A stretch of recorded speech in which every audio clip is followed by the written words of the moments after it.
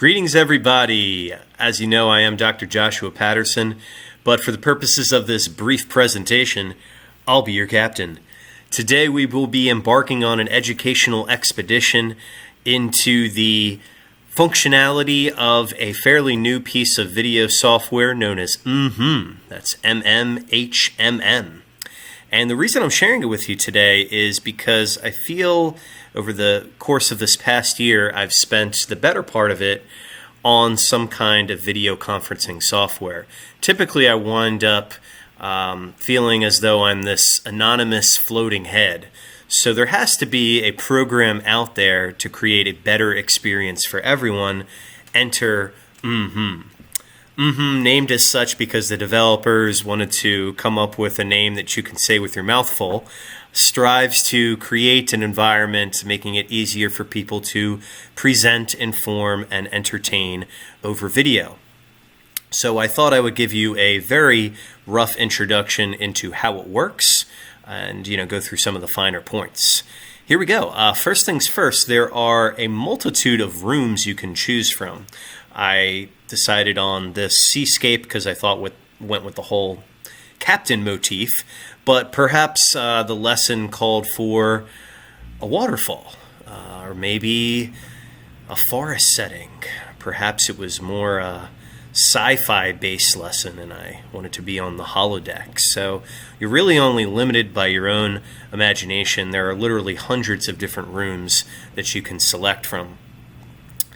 You know how you go through this kind of same rigmarole on Zoom, Teams, Google Meet, whatever you're using typically for this hybrid model that we've been stuck in.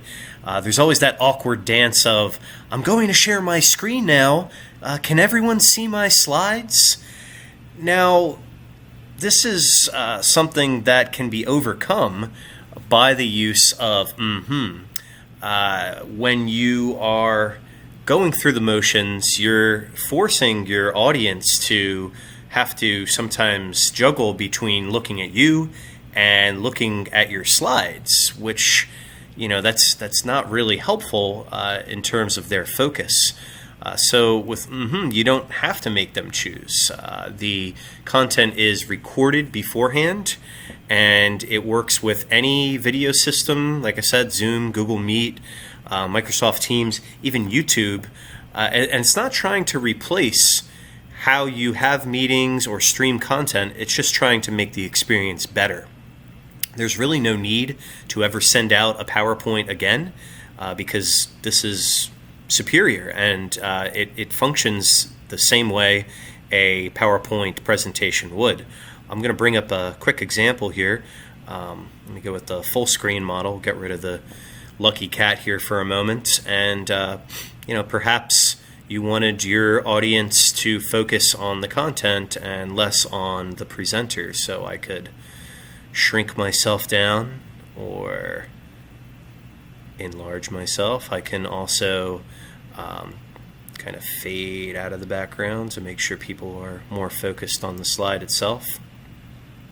Let's say we're coming up on some piece of critical information here.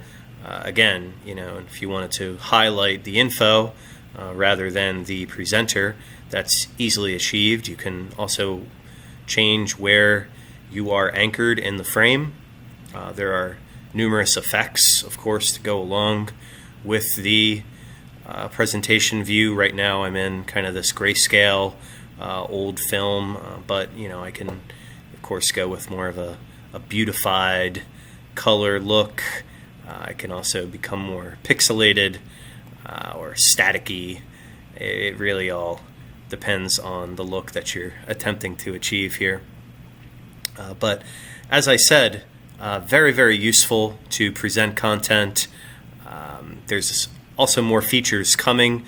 The one I'm most excited for is called multiplayer, and multiplayer is used with, as it sounds, more than one presenter.